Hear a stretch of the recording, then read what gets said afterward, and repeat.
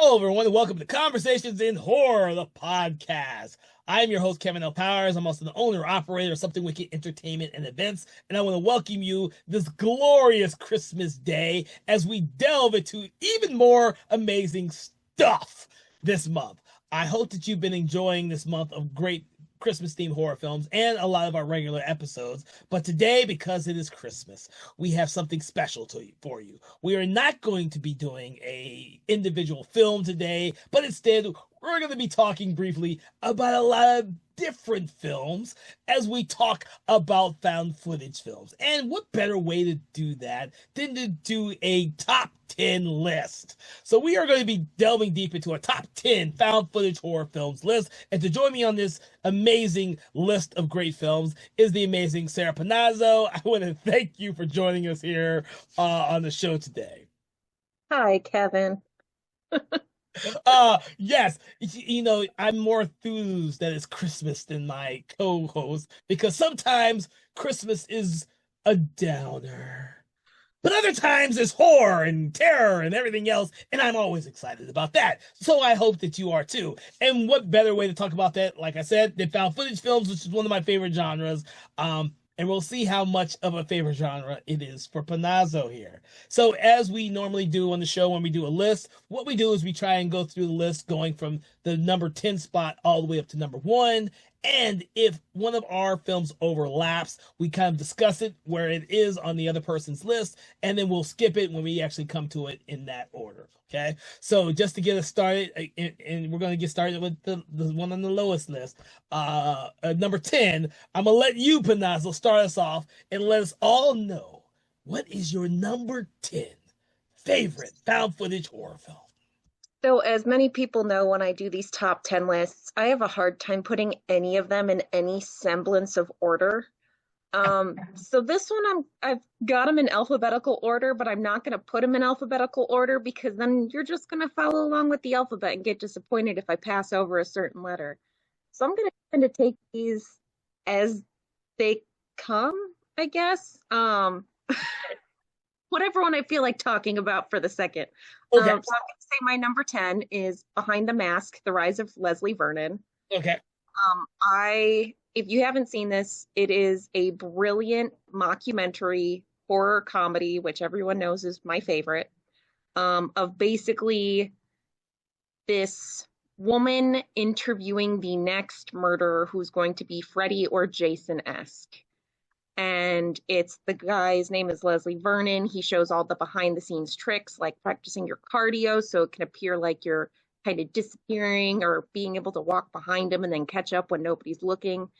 It's ridiculously funny. It is brilliant for anybody who is a fan of any of those kind of slasher horror films.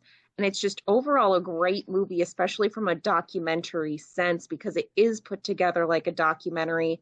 You get to see all the little bits and bobs, the training sequences of each expert person, and they even have a couple of cameos from some famous horror monsters inside the film as well. But it's just a really interesting concept that we haven't seen before. We've seen a bunch of other like found footage like ghost hauntings and everything else like that, but we've never seen them zero in on the next big horror movie monster. This one actually did not make my top 10. If you look on my Letterboxd when I did my top 20s, it did make my top 20 list because I do love this movie, that movie a lot. But it did not make my top 10, unfortunately. And you're probably gonna hate my top 10. I mean, my number 10 on my list. But number 10 on my list is a guilty pleasure one because of essentially what it's about, and that would be 2015's The Gallows. A lot of people hate this movie. But because I have a theater and film background, I enjoy this movie more than most people out there actually do. I've seen it like 10 or 12 times now, and I never get bored from it because up until the very end, I really like the fact that they show the behind the scenes of the theater aspect, even though it's at a high school theater. All the things about, high school theater is all there until the very end. And I kind of like that idea. And I always like the idea of the gallows, a film that kind of depicts the whole gallows aspect. And so this film has always been a guilty pleasure for me. Like I said, I know how diverse this movie is. Even the sequel is really crazy out there. But it's a guilty pleasure movie, and so it's always been on my top 10 because I've seen it so many times. Unfortunately for Leslie Vernon, I've seen it about 4 or 5 times, which is why it's not higher on my list. Well, it's all good. I don't think I've actually seen The Gallows, and it's one of the issues that I've had coming together with this list is that like I've seen a ton of found footage horror films, but there are always so many more that have come out that I still need to see, especially when you get into like the foreign sector. Like it's just an endless stream of found footage. Well, and this one, The Gallows, was made for an extremely low amount of money, extremely low budget. And I'm always happy to hear stories of these extremely low budget movies who actually get a chance and get shown in a theatrical aspect and make a lot of money based on its budget. It was extremely successful, and that's why they made a second one. But it's always a good story to hear that these young filmmakers can go out there and make a movie enough that it will appear to a big audience, and so that's another good reason to have it. But The Gallows, trust me, it's like you either like it or you don't like it in terms of audience's reaction to the movie itself. All right, so moving up on the list, what is your number 9? So keeping up with the kind of comedic trend, my number 9 is going to be One Cut of the Dead. Ah, For anybody who hasn't seen it, it is a brilliant zombie found footage film that is essentially 3 films stuffed into one. yet done so brilliant. It's like I don't want to say too much and spoil it, but it's so brilliant. You just need to go in knowing it is a zombie found footage horror film, and that is it. It is absolutely wonderful, which is why it's on my list. So it's number 7 on my list. And I did not know what the movie was about before I saw it. So when I saw it, I was completely blown away by how fucking funny this movie was. I was not expecting that. And I've only seen the movie twice, but I tell everybody about it. Like this is the zombie found footage film that is better than every other zombie found footage film ever made. This movie, Yes. even George Romero's Diary of the Dead couldn't make a movie that could surpass this movie. This movie is on my top 10 list, number 7, because I love it so much. It's so well done, so funny, so well executed. So yes.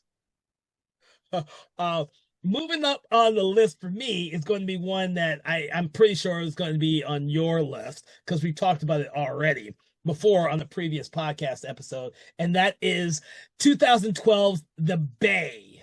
Did you forget it? I'm looking at your No, that one is so high up my list, and I love this movie, but I hate this movie with a burning passion. I love The Bay. The Bay is like one of the scariest, almost possibility real life type of freaking movies out there, that it utilizes multiple different perspectives extremely well. You're not stuck with one perspective on this movie, you're stuck with a bunch of different perspectives, and that is what is rarely done really well in a found footage movie. It's done, it's not done a lot, and when it is done, it's not done very well. But this film puts you on the edge of your seat from beginning to end, and it's very effective the way it was presented. So I love And we've had our whole episode on this, and it's such a well done thing. It's done by Barry Levinson, which you wouldn't expect, and it started off as going to be an actual documentary.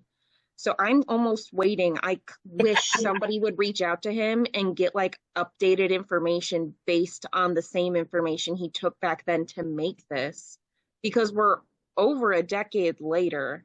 I want to see exactly how bad it has increased to show our length of time, because even just from a scientific yeah. view, it was such a fascinating study that the reason why he didn't make the actual documentary in the first place is somebody else beat him to the punch. So he wanted to do something with it. So if you like absolutely disgusting bug movies and like plague movies, this is for you. If you haven't seen it already, if you haven't listened to our episode, please do. It is absolutely wonderful and absolutely disgusting. Like I said, it's one of my favorite found footages, but is absolutely one of my least favorite just because of the subject matter. Uh, it's extremely effective, but it is so criminal how this movie was treated on its original release. Uh, Yes. how few people actually have taken the chance with this movie, and I hope it gains a bigger cult audience because I really believe that out of all the films that we have discussed so far, this one definitely deserves more recognition. Yes, absolutely.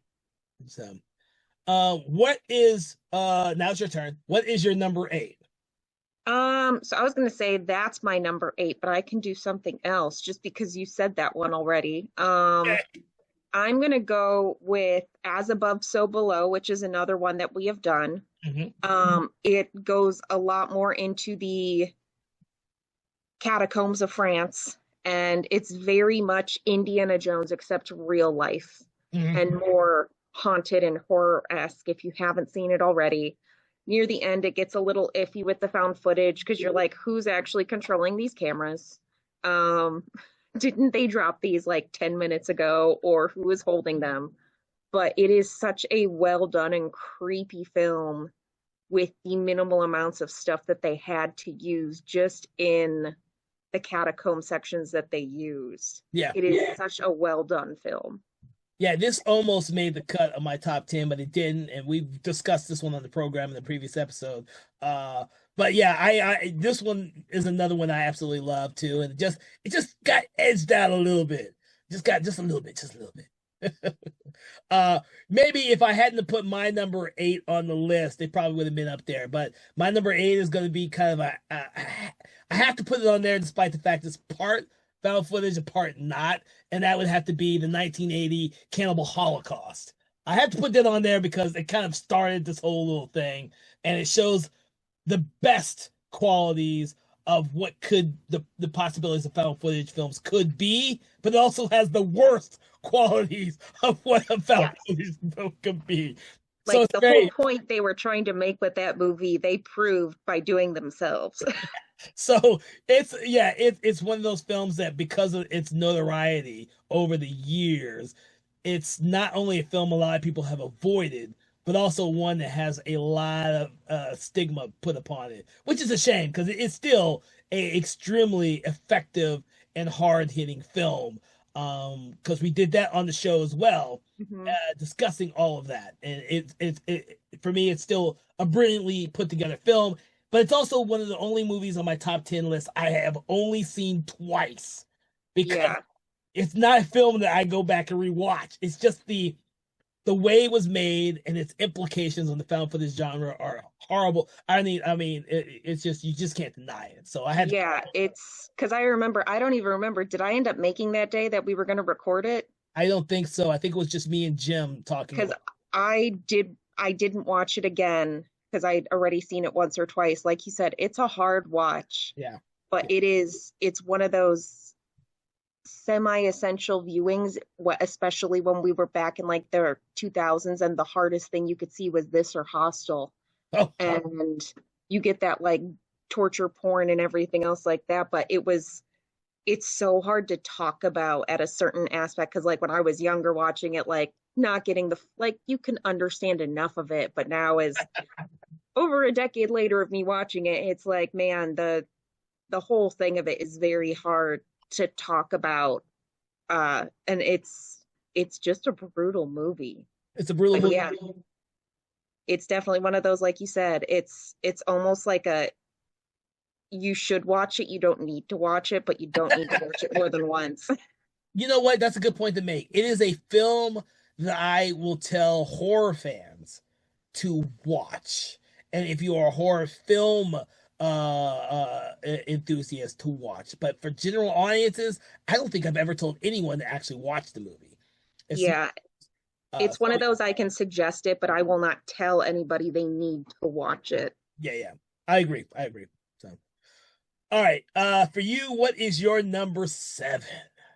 So number seven, I'm going to go ahead and say it is Hell House LLC. Oh, okay. Um, it was I don't remember when I watched this one the first time, but it thoroughly creeps me out to this day. And I even had a friend rewatch it with me a few months ago. It was her first time watching.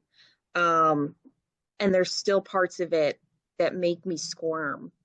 For anybody who doesn't know, Hell House LLC is a haunted house movie, except they're fixing up the haunted house and the old house, like people disappeared, got murdered, like bunch of weird stuff happened, and then they're trying to fix it up and make this new haunted house, and it's all found footage. If you don't like clowns, it is not for you. It is one of the few movies that will not make you feel safe in your own bed covers. But there are a lot of generally creepy moments that still get me to this day with it. The Now, rest of the movies, not so great. This first one, pretty well done. I think I need to go back and rewatch that because I happen to watch all three of them, with the first three anyways, as a triple feature. And so I think a lot of what happens in all three of them have blurred in my brain. I Yes. have not gone back to rewatch those, but we will tackle those next year on the podcast. So anyone listening, we will be tackling the Hell House movies because, of course, they made the most recent one this year, and so why not tackle them all next year? So, but yeah, that one unfortunately did not make my list. I have only seen it once, and I believe it was during COVID, and by the recommendation of somebody. After all three of them, the first three were out, I kind of, like I said, watched all three at the same time. Mhm. But my number seven, of course, was One Cut of the Dead, which I can't talk more about and recommend more about out of all the films we've discussed so far. So let's go to your number six. Um, so I'm gonna do a twofer. Okay. Um, so I absolutely love this series. I'm absolutely in love that they put a TV show on Shudder for it, but Creep and Creep 2 Oh, are some of my favorite found footage films of all time. I know we've talked about Creep. I don't know if we've done Creep 2 not before, yet, not yet. but they are such well done with so little for horror films. I mean, it's generally creepy. Once you see the mask for the movie, you will never not be able to see that mask again. Um, but it's a section of Mark Duplass that you've never really seen, and it works so well. It is generally creepy and funny, and then disturbingly creepy. So both of them, one and two, I think are fantastic. One just because it's the original. Two because you've got the extension that we didn't know we wanted, and enough that we now have the TV show that has sprung forward with even a second season, I think is coming soon. Yeah, yeah. But I just think they're generally well done films. And I don't want to see too much more because I don't want it to be overdone, but I freaking love it and I wish that they would do more other movies. You know what? It's criminal because I did not include it on my list, and it should be on my list. It should actually be on my top 20 as well, and it's not on there. I, for some reason, completely forgot about Creep, and I shouldn't have. That movie should definitely be on my list because after we talked, I liked Creep 1 and 2 when I Mhm. saw them, but after we talked about the first one, I ended up loving the movie because I was able to reevaluate, look at it in a different way, and I was like, oh crap, I need to put this on my list. Unfortunately, I've completely forgot about it again. And it's not on my top 20 list, much less my top 10 list, which is criminal because anyone out there who loves found footage films should definitely check out Creep. So, um, that brings me to, I think, my only funny movie on my entire list. You put a lot on yours. I think my number six is the only one I have on my list, and that would be the 2014 film What We Do in the Shadows, the movie. See, I couldn't put this on here because I was like, I don't know if it's like scary horror enough. Oh, but it was tough for me too. But if I was going to do a horror found footage film, I had to include this one because, Yes. and even though to be honest with you, now after seeing the show for as many seasons as they did with it, I do think the show is better than the movie. But that movie is just so original for It when it came out. really is. And what it sparked with the TV show, I honestly have a hard time saying which one I like more because They are both so similar but so different. Yeah, you know what? That's great. They are so similar but yet different. And even my wife did that because she watched the show first and then we watched the movie. Whereas I saw the movie first and then we saw the show together. And that's the one show and movie that we have watched together that she absolutely loves everything about. She loves the movie because she saw the movie after the show, but because I saw the movie first, it was like, you know, they're different for me. For her, there's a big extension. She loves both of them. So yeah, but that's why I had to be on my list. It's the only one. I just realized the only funny one on my list. So But it's a great, if anybody hasn't seen What We Do in the Shadows, it's Taika Waititi doing a documentary on real vampires and how they function in today's society. And if you want to talk about taking a small idea and exploding it, like how? Like you've got like what, 5 or 6 seasons on yeah, FX from this tiny little project that like everything that they did for this movie had to be practical effects. They didn't want any CGI. So like the floating and mirror tricks are all like wire work so that it can work well. And it works so well. It's such a good comedy. The implications of the whole thing are so fucking funny and so scary at the same time with some of them. But plus the cast is just brilliant. the cast for both the show and the movie are freaking brilliant. Oh my gosh. Yeah. So, but yeah. All right. What is your number five? Well, I did two of them because I did that Creep and Creep too. So I'm gonna let you do your number Oh, five. okay. You put me on. I've got four left. Okay, so my number five is probably one of the more horrifying ones on my list, at least for a lot of people out there, and that is the 2007 version of the film Record or Wreck or however you want to put it on there. I know there are a lot of people who may have only seen the remake Quarantine, but by all means, the original is by far superior because of the mood and the atmosphere that that original movie created. I mean, it's simply terrifying what they do with that movie as you watch this reporter going through an entire tenement building with this infestation, so to speak. It's unfortunate, some of the stuff that they actually delve into in the later, excuse me, the later sequels to explain some of the stuff. But this first film is raw and it's terrifying as you're watching it, and it's very effective from the very first frame to the very last frame. It's just for me, it's just a great film, and I'm a huge fan of the entire series, more so than I probably should be, but I am a huge fan of the entire series. So, but Yeah, it's one of those that I have meant to watch so many times, but I know so much about it. I'm afraid to watch it and have it like ruin this view of what I have in my head of what it is because it's so iconic. It's such a big movie. Um, but yeah, it's just the parts that you know and you've seen like are so creepy. did you see the remake Quarantine? I think I did when it came out just because I was obsessed with Dexter at the time. So Oh, Jennifer, what's her name? Um, but yeah, I don't think I've ever seen the original one and like I've seen like the best clips of it yeah, because of everything that's in it. But yeah, it's creepy. yeah. Try and watch the entire series right after each other and see Oh, how really screwed up your brain gets when they start explaining stuff.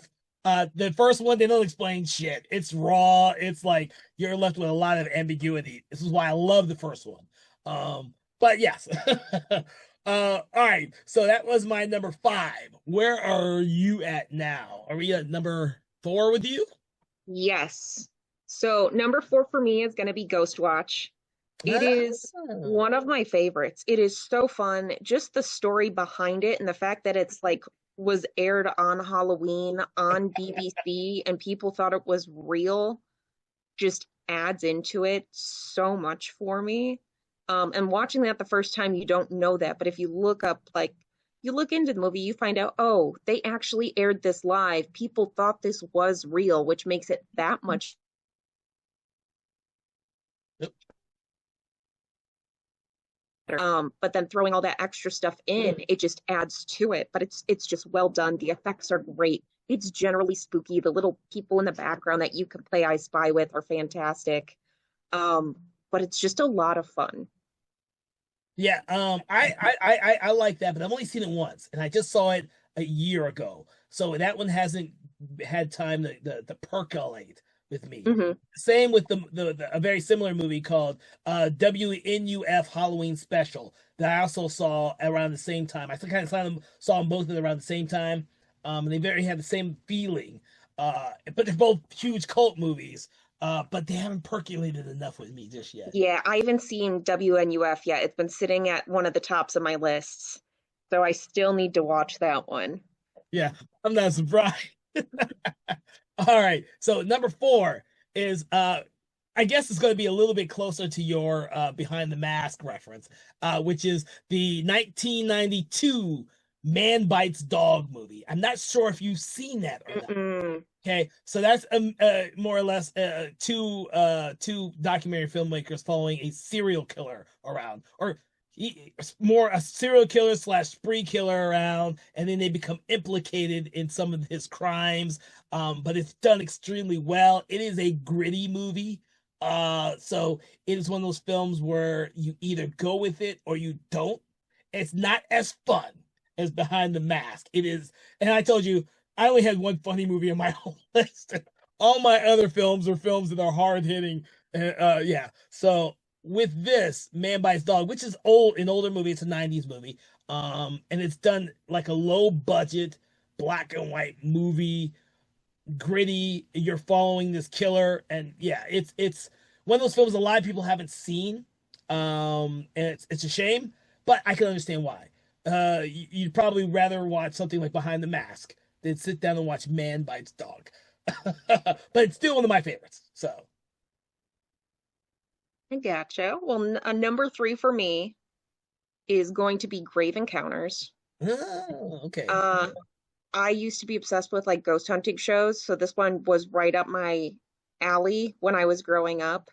Um, it's a lot of fun, Mhm. and it really takes those ghost hunting shows and puts them in the real situation, which is even funnier because nobody expects anything to be real. And then all of a sudden they're trying to find doors and they can't find doors. There's stairwells to nowhere, there's doors that lead them in circles. And just the reactions are so great. And the effects are just, it's a fun movie. It's a spooky movie. It's got its creepiness. Mhm. Because it's like when you do watch those shows and you see the little bits that you're like sitting on the edge of your seat, except it's actually happening in this one. But it's a lot of fun. I can't remember much of the sequel, but I know it did have that extension on there. Yeah, Uh, it did. I enjoyed both of them for when I saw them. I did like a double feature of those too. Someone had told me about these movies, I had never heard of them, and I watched them both during COVID. And unfortunately, I watched so much shit during COVID, like yeah. the Hell House movies, and I don't always remember all the details of all these movies. Which is why this is not on my list in my extended list either. But it was a movie that I want to go back and revisit, but I haven't had the chance yet, which is unfortunate. Mhm. Especially considering it's like virtually everywhere. You can find both of them virtually everywhere now. Yeah. So, my number three is going to be another one that's diversive, but I kind of love this movie for how, yeah. And I'm just gonna say it right now. And it's the 2010 film The Last Exorcism. I know there's a lot of people who don't like this movie either. Uh, I just love the fact that it's a preacher who has lots of tricks that he does when he does exorcisms, and he himself doesn't believe in it. Yet he's confronted with his own faith and his own the reality of a real exorcism. And the way it ends, I just beautifully love the way it ends with the shot it ends. And I'm not gonna tell you about it if you haven't seen it before, but I also love the performances by the entire act of the cast because as hokey as it might seem for this preacher to be going to a country family, and his country family may be seen a little bit hokey.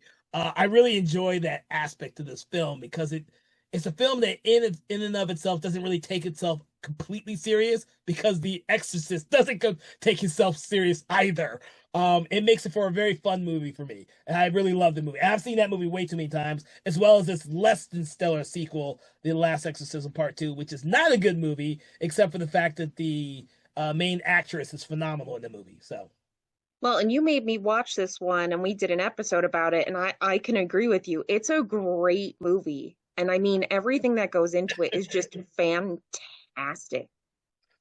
yeah, yeah, it doesn't go into the sequel. The sequel is like No. the main actress is the only thing that's good in that entire movie. This first film though, it's just so good to me. It's so good, and I've Yeah, seen because it way I too. mean, the contortion scene alone is like so memorable. Like, oh my gosh. It's just yeah. Oh yeah. And so that was my number three. We're getting close to the end, everybody, with this. So let's go to our number two for you. Okay, so my number two is going to be Troll Hunter, Ah, okay. which I know a lot of people probably haven't seen or heard of, but it's Norwegian, I believe, Yeah, and the effects in it are just brilliant. The concept is brilliant. It's just a well done monster movie that is all found footage. Um, and I mean, what could you not love more than hunting trolls in the mountains and just coming upon the different kinds of trolls? It's just, first of all, it's unbelievably fascinating, just the different kind of mythologies with different trolls and such. But then watching it in this movie is absolutely insane. yeah. It is such a well done movie. It is, and it's not on my list. I forgot about that one too. It's not even on my extended list. But the effects for this film, Troll Hunter, is phenomenal because of the fact that it's done as a found footage film. It's about Mhm. as successful with the special effects as my number two film is, but I wanted to get through with yours before I mention my number two film. So But it's also one of my favorite directors, Andre Overdahl, who also did Autopsy of Jane Doe, if you yes, like that, which I know we talked about before. Last Voyage of the Demeter, which is also a yeah, fantastic movie. The Scary Stories to Tell in the Dark movie. But yeah, just fantastic movies yeah, and just generally creepy all around. So if you have not seen it and you love those other ones, put it at the top of your list. most definitely, most definitely. My number two, going with the fact that there are very, very few good found footage films with good CGI. So I have to mention Cloverfield. I Yes. love absolutely we rewatched it for the program. We did an episode earlier this year, and I still love this movie from 2008. I still love. I don't care what people say about motion sickness watching this movie. This is a great movie. Great movie, and this doesn't even have like the best performances from the cast. The cast is okay. It is what they are going through, the situation they're going through, the monster, and the fact that it is a giant fucking Kaiju slash HP Lovecraft monster. It's a phenomenal. I just love this movie. And the special effects for the found footage is just phenomenal, and they don't ever break the style and the aesthetic. A lot of the movies that we talk about at some point sometimes always break the style. I don't believe this film ever did. And it's so well done and put together. No. And it's so good. And it's one of the few, but yeah, it's also one of the few that actually explains like multiple times, like they're like, why are you grabbing the camera? Why are you still going? And they're like, people are going to want to see, they're going to want to know what happened. And it's just very well thought out all around. It was on my movies I love but couldn't make my top 10 because I feel like we talk about them so much. I So know. it's on my list because it is a phenomenal movie. Yeah, I was like debating about this one and the number one on my list about why putting them up there because we talk about them so often. It's like, oh, people could probably guess those, but when I'm doing my top 10 list, I had to put them on there because I love Clover. I've never gotten tired of this movie. Yeah. I literally have seen this one more than the second and third one combined, and I like all three of them. We've talked about that too. How I like all three of them, but I've seen this one more than all of the other two put together. So I love Cloverfield. So Well, and it's great because like Matt Reeves, the director for Cloverfield, is now like super hitting it big with the Batman and everything else. So mhm. I'm interested to see what else he's going to come up with because if that was one of his early works, we can only go up from there. Oh yeah, most definitely. And are we on your number two or number one? So my number one, Okay, we are on number one. Okay. yes. And then I have a bunch of other like, Oh, we're gonna talk about those. oh yeah. But my number one favorite, because it lives with me all the time, uh, is The Taking of Deborah Logan. Ah, okay.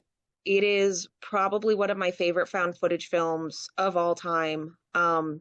Just because the subject matter at first is an everyday thing that people deal with. You've got the whole Alzheimer's, everything. But I remember having a nightmare as a kid that I never had revisited until I watched this movie with the jaw unhinging scene while somebody eats a full-size child in one bite. And I had never seen that in real life until that moment. So I, to this day, remember this movie, and it is at the top of my list because the effects are great. It is a creepy and unsettling movie. And like I said, the subject matter is one of those where like you could sit there and it really does have that is it real or is it Alzheimer's for the beginning chunk of the movie until the other shoe drops and you're like, okay, this is not the kind of health issue that we have normally. No, no, I'm gonna agree with you on that. This one did not make my top 10 because I haven't watched it a whole lot.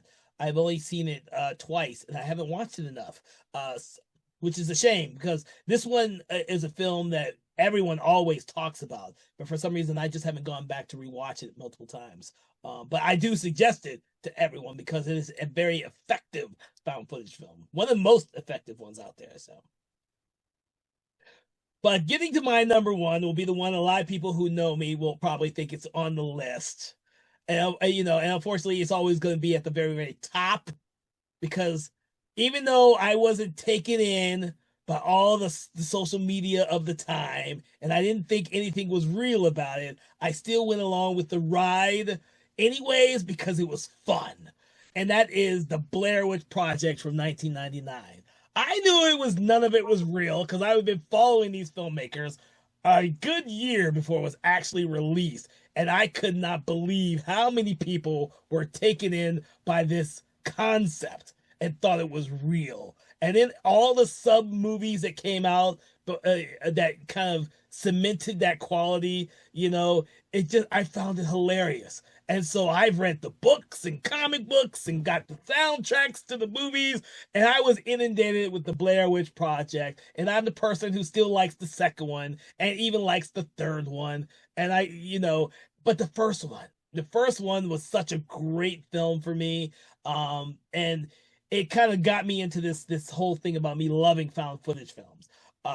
More so than any other film on the list. This is the movie that got me into loving this subgenre of horror. But because it could be low budget filmmakers or no budget filmmakers going around with a camera trying to scare people with footage that was supposed to be real but really wasn't.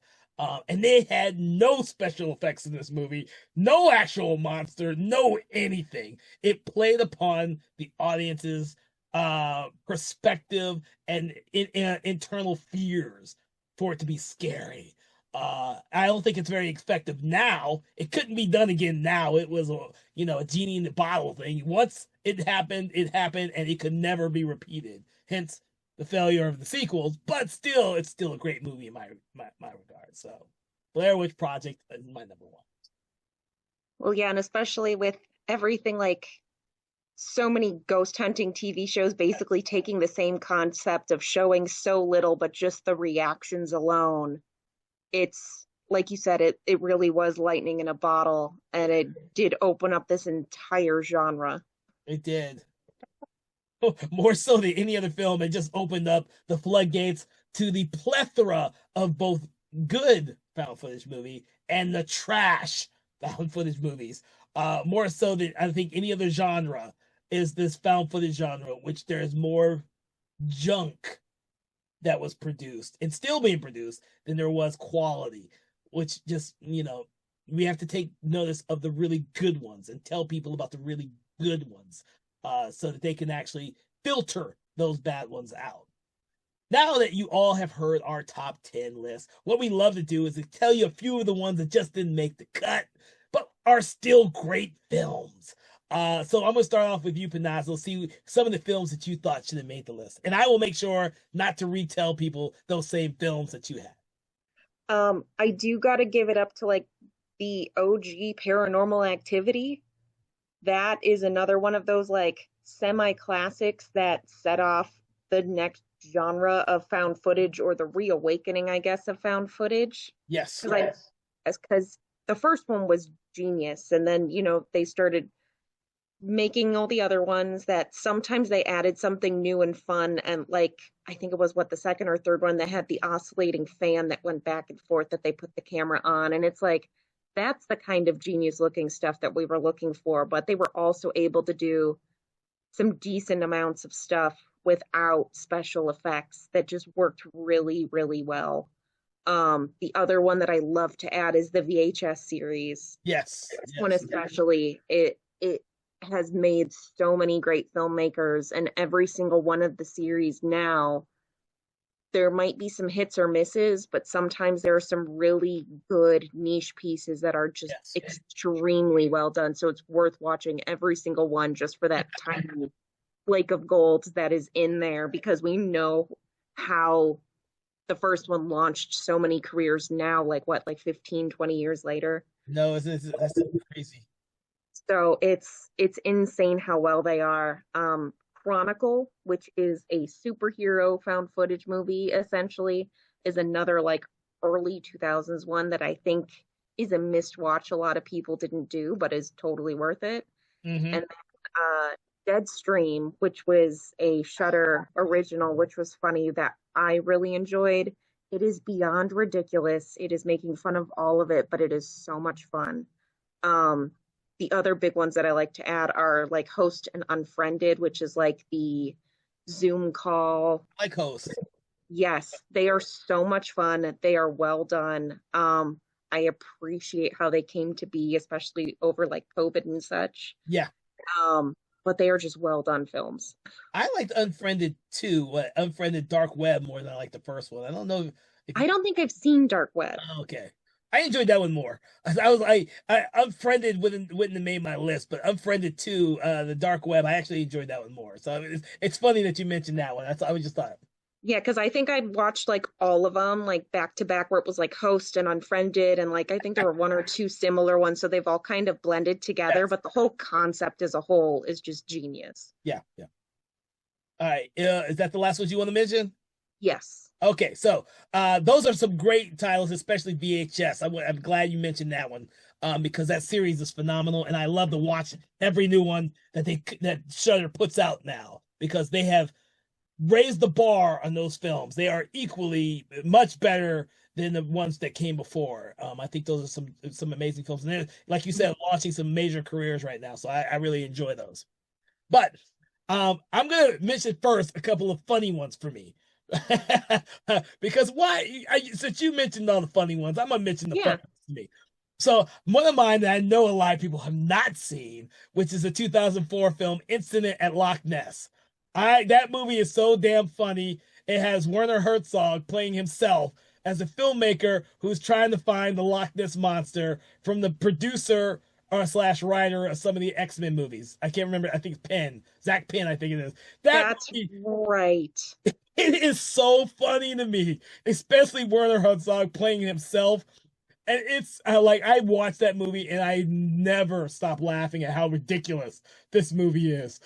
Because he doesn't get to play himself, and he doesn't really play a character in a movie that often. But when he does, I always like to watch him in front of the camera instead of always being behind the camera. So I can appreciate that way. But it's funny as shit to me. The other one I thought was really funny to me was The Visit from M. Night Shyamalan.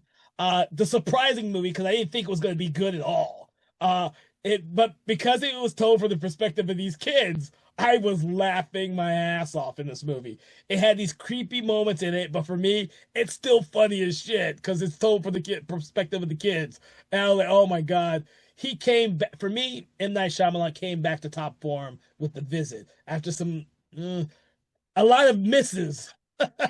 He came back to top form with The Visit. Another one of mine, which some people find horrifying, but I find hilarious because for me it's just hilarious the incident that it is, and that's Frankenstein's Army. Okay, to me it's just funny. Come on, Nazi scientists creating robot zombies. It's hilarious to me.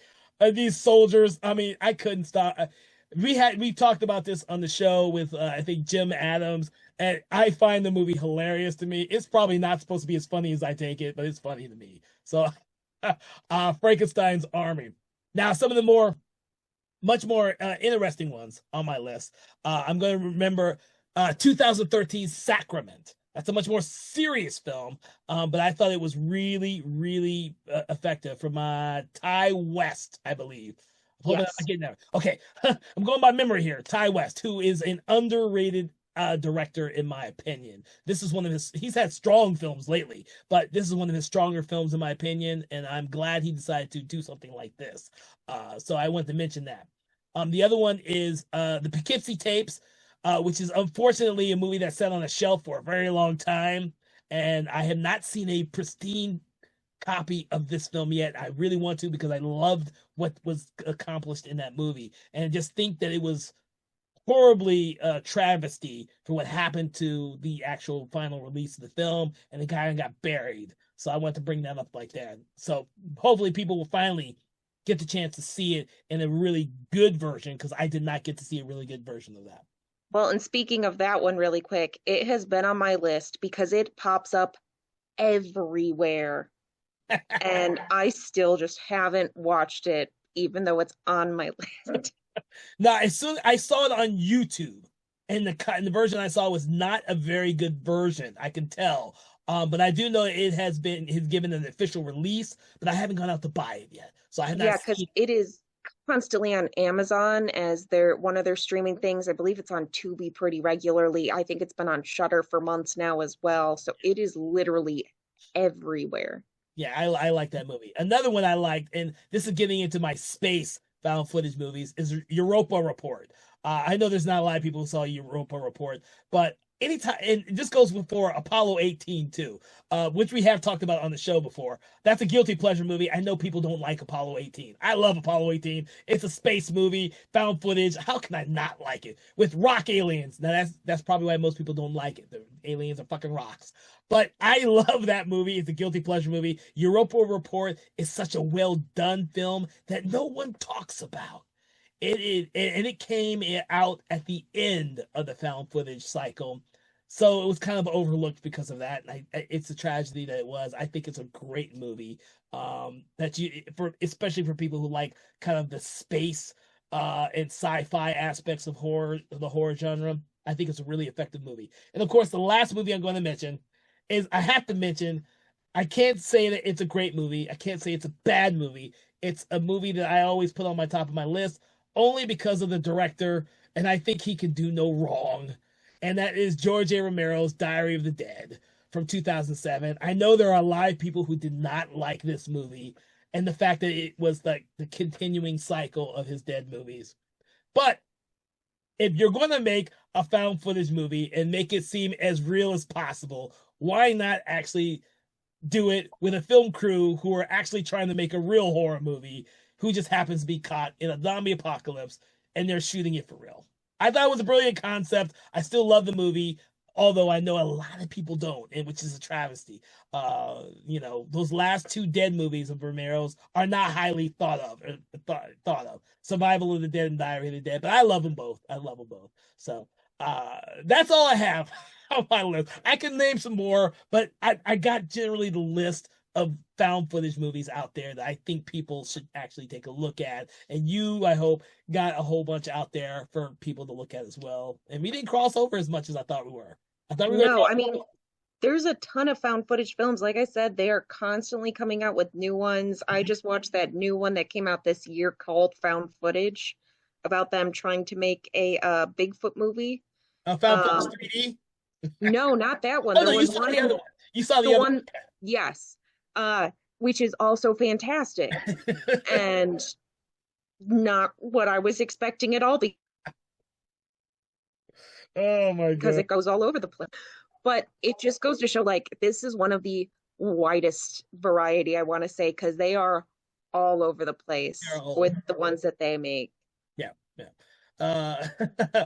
Which is part of the hallmark of the found footage genre, kind of like what has happened with zombie movies and vampire movies for the most part.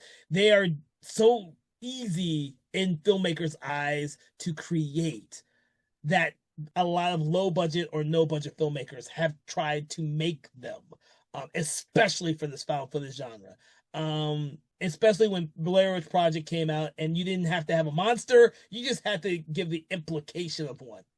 That is a problem that has plagued the genre, which is why it's not as highly thought of as it should be, and why you almost never see one at the theater anymore. They would morally go straight to streaming or distribution, and that's about it. Which is sad. They still make some great ones out there, but we should never stop looking at the ones that came before that are also great. And so I hope that when you're listening to our podcast and you listen to the different films on both of our lists, you'll get that ideal and you'll go out there and search for those films as well. So, any final words for our audience, Panasso, about found footage films? Not really. I mean, like we said, there's such a wide variety. There's always new ones coming out. It's an endless stream of found footage. So just being able to get in even a tiny chunk of what you would consider good is a fantastic job. Mm. All right. So, with that, I want to thank you, Panazzo, for joining us on this special Christmas episode of Conversations in Horror. We hope that you've enjoyed listening to us talk about our top 10 found footage horror films. Make sure to check out our other episodes, especially the special episodes that we delve into these top 10 lists. We don't do them that often, unfortunately, but we still do them when we can, and we hope that you enjoy them as a diversion from our regular episodes. From all of us here at Something Wicked Entertainment and Broken Lighthouse Pictures and Conversations in Horror, we want to wish you a very bloody and scary Christmas, and be back for our next episodes at the new year as we delve deep into more amazing horror films. Have a great day, and make sure to leave me a couple gifts underneath your tree, or I'll be there with a coal in your stocking. Good night. Conversations in Horror is a Broken Lighthouse Pictures production, written, produced, and directed by Kevin L. Powers, executive producer Kelly A. Inoka. All contents and material from this episode of Conversations in Horror is copyright 2025 Broken Lighthouse Pictures.